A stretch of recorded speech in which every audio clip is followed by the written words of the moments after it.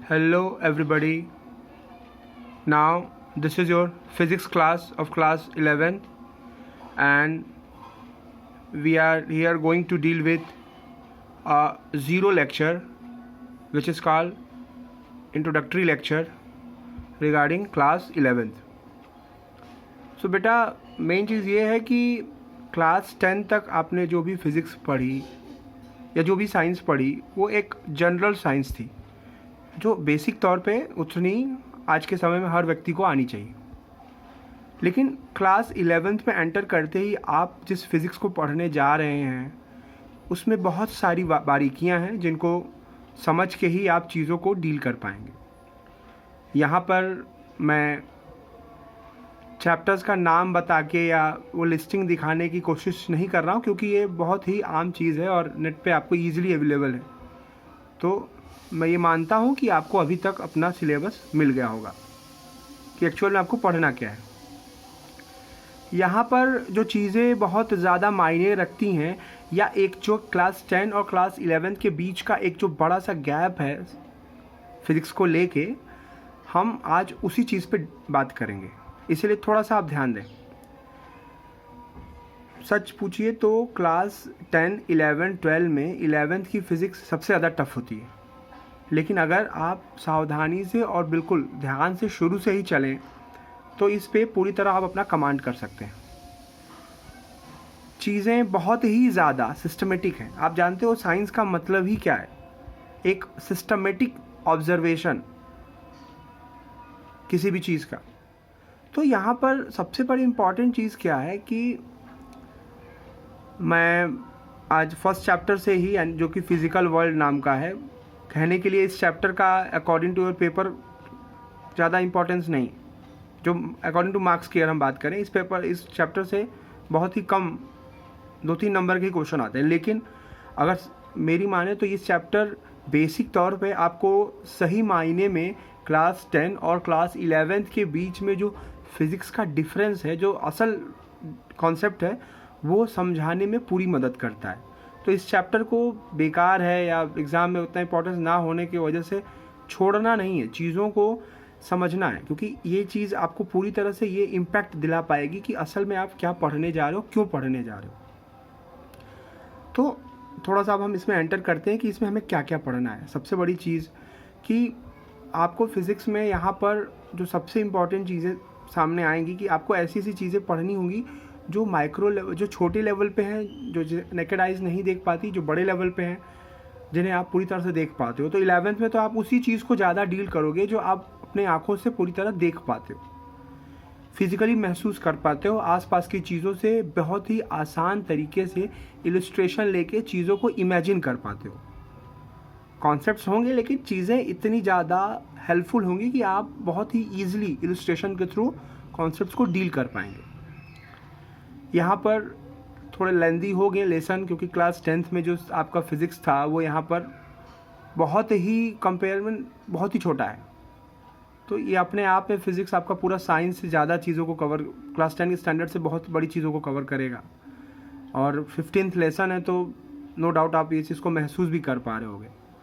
यहाँ पर बहुत ही चीज़ों को सिस्टमेटिक वे में आपको डील करना होगा। और जैसा कि मैं आपके स्क्रीन पे आपका पहला चैप्टर दिख रहा है, फिज़िकल वर्ल्ड, जैसा कि इसका नाम ही है फिज़िकल वर्ल्ड, यानी ऐसी दुनिया जो हमारे आसपास फिज़िकली जिसे हम महसूस कर पाते हैं, समझ पाते हैं। अगर हम सिस्टमेटिक बात करें साइंस के या साइंस के ओरिजिन की, तो बहुत ज़्यादा डिटेल में जाने का कोई मतलब नहीं है। सीधी सीधे अगर हम बात करें तो किसी भी चीज़ का नेचुरल फिनोमेना, जो हमारी प्राकृतिक चीज़ें हैं, उसका अगर सिस्टमेटिकली ऑब्जर्वेशन करते हैं और उसी ऑब्जर्वेशन के थ्रू जो रिज़ल्ट निकाल के जिस पे हम बात करते हैं, वो ही आपकी साइंस है। यहाँ पर साइंस के जो 3 भाग डिवाइड हैं, फिज़िक्स, केमिस्ट्री, बायो, तो यहाँ पर जो चीज़ें हैं जो आपको समझने लायक हैं कि बायोलॉजी का मतलब है कि एक बॉडी स्ट्रक्चर, हर चीज़ का एक बॉडी स्ट्रक्चर है। जो भी चीज़ एग्जिस्ट कर रहा है उसका कुछ ना कुछ बॉडी स्ट्रक्चर है, वो आपको बायोलॉजी को एक्सप्लेन करता है। किस चीज़ से वो चीज़ बनी है, मतलब किन चीज़ों से मिलके वो बॉडी या वो चीज़ें डेवलप हुई हैं, वो केमिस्ट्री डील करता है। और इस फिज़िकल वर्ल्ड में किस रूल्स के तहत हमें जीना है या किसी भी चीज़ को जीना है, रूल्स और रेगुलेशन जो इंसान को चीज़ों को इम्प्लीमेंट करने में, यूज़ करने में हेल्प करती हैं, उस पूरे रूल्स और रेगुलेशंस का कमांड कौन डील करता है? फिज़िक्स। यानी फिज़िक्स क्या है? वो नेचुरल ऑब्जर्वेशन को को ऑब्जर्व करते हुए ऐसे रूल्स और रेगुलेशन का एक कॉन्सेप्ट है जो चीज़ों को सिस्टमेटिकली होने और ना होने के दोनों कंडीशन को एक सिक्के के दो पहलू की तरह पूरी तरह एक्सप्लेन करता है। तो फिज़िक्स, केमिस्ट्री और बायो का सेंस आपको समझ में आ गया होगा कि असल में ये तीन, साइंस में इन तीन भागों में क्यों बांटा गया है।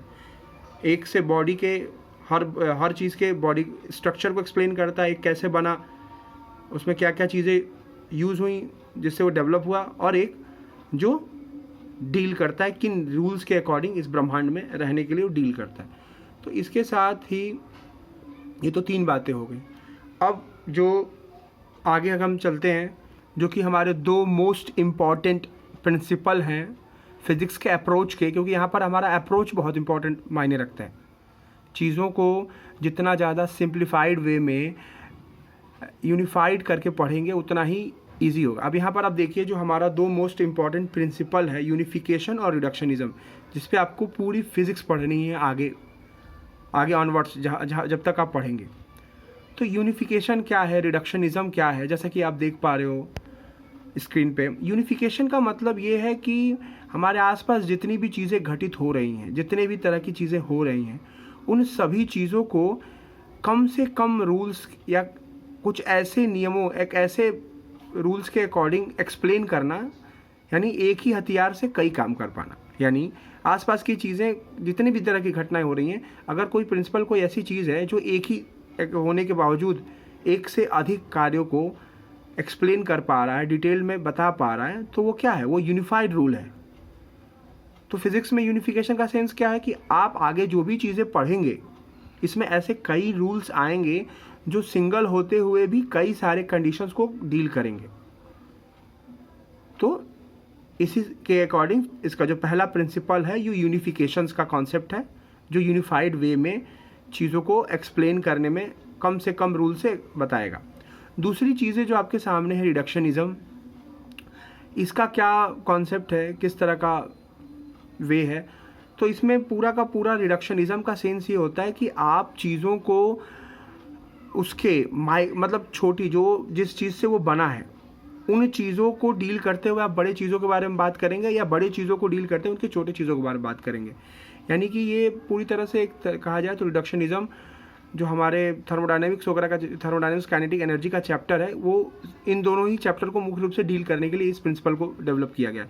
क्योंकि यहाँ पर हम हमेशा, जब हम यहाँ आपको पढ़ाएंगे तो इस चीज़ को और डिटेल में करेंगे, हम अप्रॉक्सीमेट बात करते हैं, क्योंकि हम हवा के, गैस के मॉलिक्यूल्स को, पानी के मॉलिक्यूल्स को गिन नहीं सकते, ना उस पर भी बात कर सकते हैं।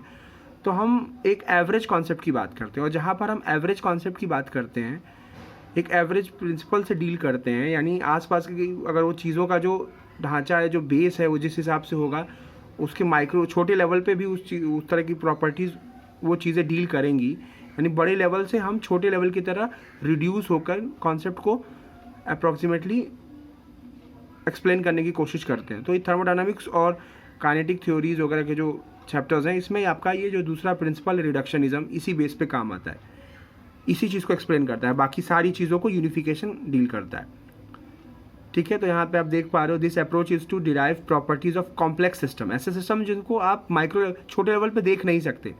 अब यहाँ पर मैं आपको मैक्रो लेवल का ही कॉन्सेप्ट बता देता हूँ, क्योंकि आप पूरे के पूरे फिजिक्स में इसी दो कॉन्सेप्ट पे तो बात करोगे। माइक्रो लेवल मतलब ऐसी चीज़ें जिसे आप अपने नेकेड आइज से देख पा रहे हो, उसे बोलते हैं माइक्रो लेवल। सॉरी, जिस चीज़ को आप अपने नेकेड आइज से पूरी तरह देख पा रहे हो उसे बोलेंगे macro level, MACRO, macro level. यानी वो पूरी तरह से फिजिकली आपको दिखाई देगा। लेकिन जिस चीज़ को आप देख नहीं पा रहे हो, जो नेकेड आई से नहीं देख पा रहे हो, बहुत ही ज़्यादा छोटी हैं, सूक्ष्म है, उन चीज़ को क्या कहेंगे? Micro level, MICRO। तो माइक्रो लेवल का कॉन्सेप्ट उन इलेक्ट्रॉन्स या ऐसी चीज़ों से डील करेगा, बैक्टीरिया, वायरस, ये सब क्या है? माइक्रो लेवल के कॉन्सेप्ट से चले आते हैं। और जिस चीज़ को आप देख पा रहे हो वो मैक्रो लेवल है। तो यहाँ पर जो रिडक्शनिज़म का कॉन्सेप्ट है वो कहीं ना कहीं माइक्रो लेवल के कॉन्सेप्ट को डील करता है, क्योंकि किसी भी चीज़ में जो हीट की अगर हम बात करें या मॉलिक्यूल्स की बात करें या गैस की बात करें तो फ्लूइड की बात करें, तो यहाँ पर हम उन चीज़ों को, उसके बेसिक मॉलिक्यूल को हम देख नहीं पाते, सिर्फ हम उसके ओवरऑल प्रॉपर्टी को डील करके ही उसके फिजिकल कैरेक्टर को एक्सप्लेन कर पाते हैं। तो यहाँ पर जो फिजिक्स का प्रिंसिपल लगेगा वो रिडक्शनिज्म होगा, ना कि यूनिफिकेशन। और जिस चीज़ को हम डील कर पाते हैं और चीज़ों को एक्सप्लेन कर पाते हैं, हालांकि यूनिफिकेशन में आपका माइक्रो मैक्रो दोनों ही लेवल कुछ हद तक काम करेगा, तो चीज़ें यही हैं, थोड़ा सा दो प्रिंसिपल को एक्सप्लेन किया गया है।